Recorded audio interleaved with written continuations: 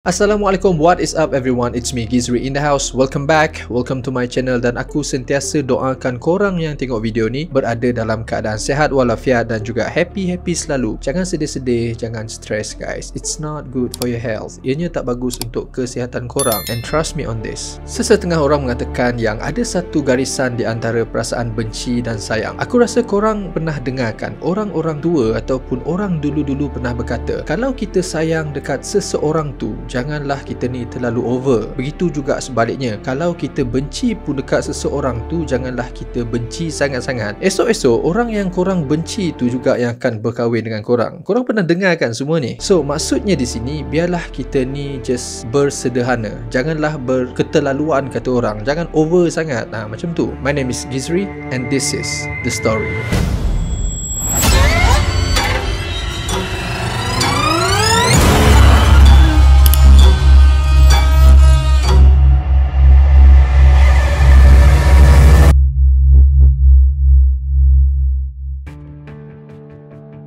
Kisah ni berkaitan dengan seorang lelaki yang bernama Ali Abu Laban, di mana dia ni merupakan seorang TikToker dan juga seorang YouTuber yang mana telah membunuh isterinya sendiri selepas dia terdengar perbualan di antara isterinya dengan lelaki lain.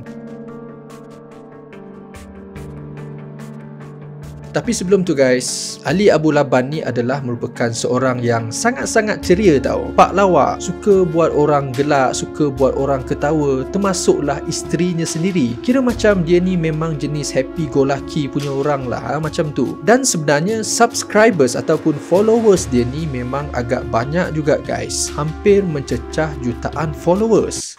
Boleh tahan banyaknya weh. Ali ni memang sangat-sangat aktif ber-TikTok and buat konten dalam YouTube, and sometimes dia akan bawa isterinya yang bernama Anna Mary untuk buat video bersama-sama. Diorang akan buat lawak sama-sama dalam video tu, diorang akan gelak-gelak, and viewers pun sebenarnya suka tengok diorang ni, dan mereka ni dilihat sangat sepadan dan nampak sangat-sangat bahagia tau. Ali dan Anna ni sebenarnya dah mempunyai seorang anak yang berusia 5 tahun. Kadang-kadang anak diorang ni akan masuk sekali dalam video yang diorang buat. Kira macam yang korang selalu tengok dekat IG tu, kan banyak anak beranak yang buat konten sama-sama. Lebih kurang macam tu lah dia punya situasi tu guys. Memang satu family ni nampak sangat-sangat happy tau.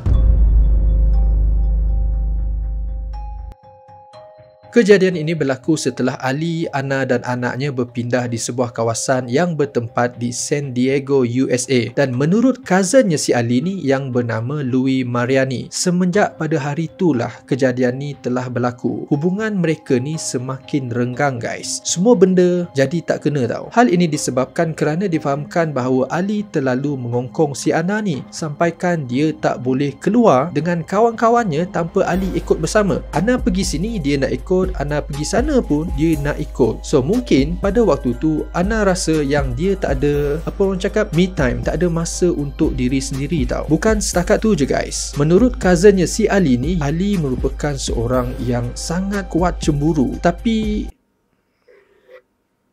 part ni bagi aku lah, Ali ada hak sebenarnya, sebab dia ni kan husbandnya si Anna, so he has every right to do that. Tetapi mungkin tahap cemburunya si Ali ni keterlaluan. Macam dia ni over sangat tau. Dia nak control everything, dia nak control macam-macam, sampaikan pada satu tahap tu dia akan stress. Dia akan periksa ke mana sahaja yang si Anna ni pergi. Pada waktu tu si Anna ni rasa rimas dengan apa yang dia buat. Bagi akulah si Ali ni dia macam tak percaya tau dengan wife dia ni. Pak kata orang, dia rasa insecure. Dia terlalu fikir yang bukan-bukan. Mungkin dia fikir Anna ni ada hubungan dengan lelaki lain yang dia tak tahu. And that is why both of them, kedua-dua pasangan ni selalu bergaduh.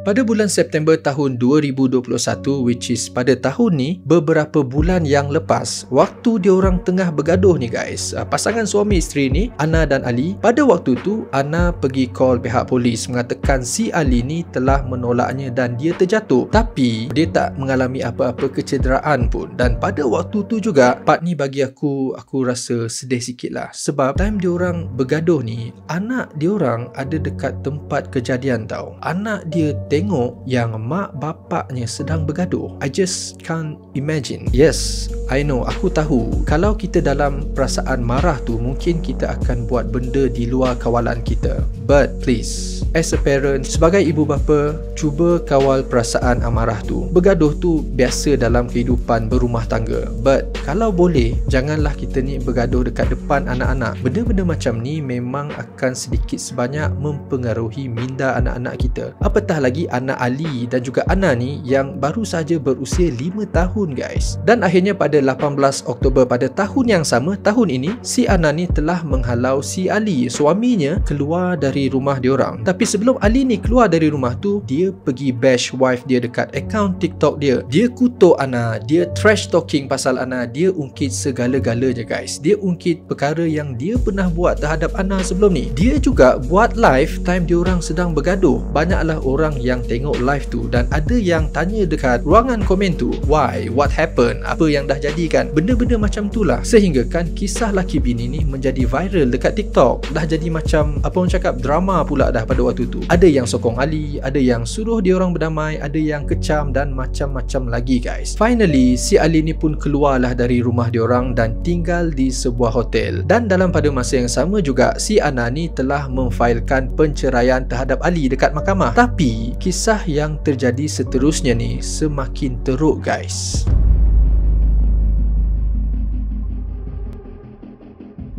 Menurut cousin Ali, si Ali ni fikir yang insiden pergaduhan tempoh hari tu yang sebelum Ali keluar dari rumah tu, yang tu biasa-biasa je guys. Dia ingat yang dia akan get back semula dengan Ana selepas tu. Kira macam dia orang ni gaduh-gaduh biasa dan selepas tu hubungan dia orang pun mungkin akan baik semula. Tetapi tidak guys. Untuk kali ni, no. Not this time. Ana mungkin dah patah hati orang cakap dekat si Ali ni dan nak move on. Dan pada 21 Oktober tahun 2021, si Ali telah memecah masuk ke apartmen Ana dengan menggunakan kunci pendua yang ada dekat dia. Dia sepah-sepahkan barang-barang kepunyaan Ana. Dan dalam pada masa yang sama juga, si Ali ni telah install ataupun meletakkan satu apps or aplikasi ke dalam iPad milik anaknya untuk mengintip segala perbuatan ataupun perbualan dia orang dekat rumah tu. Pada hari berikutnya dalam jam 3 petang macam tu, si Ali ni terdengar satu conversation ataupun perbualan di antara ex-wife dia ataupun wife dia dengan seorang lelaki dekat dalam apartmen ni guys, melalui apps yang dia install dekat dalam iPad anak dia. Tak fikir panjang guys,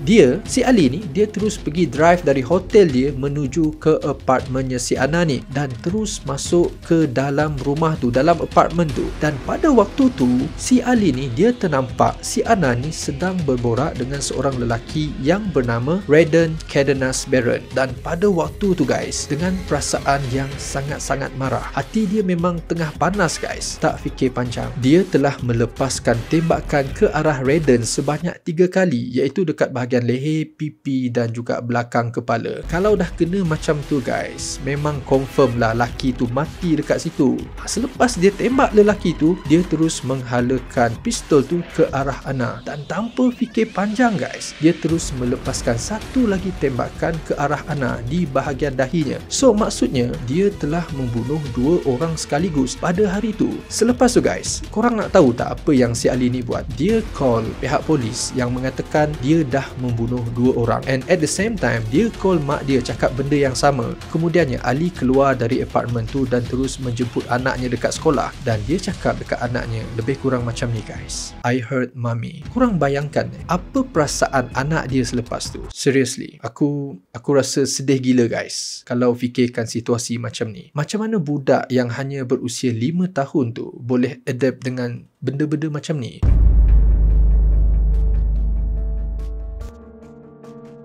Bila pihak polis sampai ke apartmen Ana, which is dekat tempat pembunuhan tu, pihak polis ni memang dah nampak ada 2 mayat dekat dalam apartmen tu yang berlumuran darah. Jiran-jiran dekat kawasan tu pun agak terkejut juga sebenarnya guys, sebab pada waktu tu diorang memang dah terdengar bunyi beberapa das tembakan. Jadi kecoh guys keadaan dekat kawasan tu. Selepas pihak polis seal tempat tu, diorang letak tape apa semua, diorang pun ambil lah segala bahan bukti dekat situ. Diorang check CCTV and then diorang terus pergi cari si Ali ni, sebab si Ali ni merupakan suspek utama kejadian pembunuhan tersebut.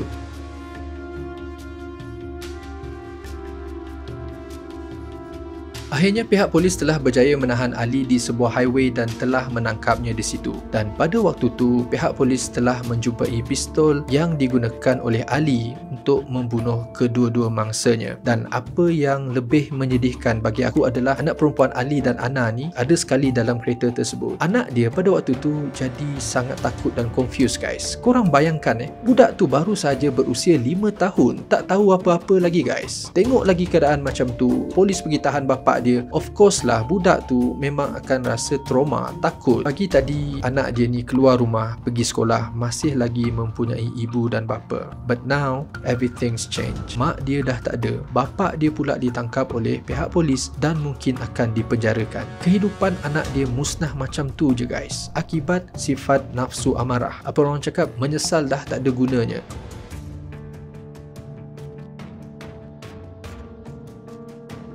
Ali kemudiannya telah dibawa ke mahkamah dan didakwa di atas tuduhan membunuh, first degree murder, iaitu telah membunuh Ana dan Raiden. Tetapi Ali pada waktu tu menangis guys. Dia menangis seolah-olah dia menyesal dengan tindakan yang telah dilakukan olehnya. Bak kata orang, sesal dahulu pendapatan, sesal kemudian tak berguna. Ali kemudiannya telah dijatuhi hukuman reman sehinggalah sebutan kes semula pada 5 Januari tahun 2022, which is next year lah, tahun depan. Dan sekiranya dia didapati bersalah, cukup bukti semua, dia mungkin akan terus meringkuk di dalam penjara seumur hidup. Dalam pada masa yang sama juga guys, pihak mahkamah telah mengeluarkan arahan melarang Ali untuk berjumpa dengan anaknya sendiri pada waktu ni. Seriously, sekarang ni aku just fikir pasal anak dia je. Macam mana dia nak mengharungi keadaan ni? How?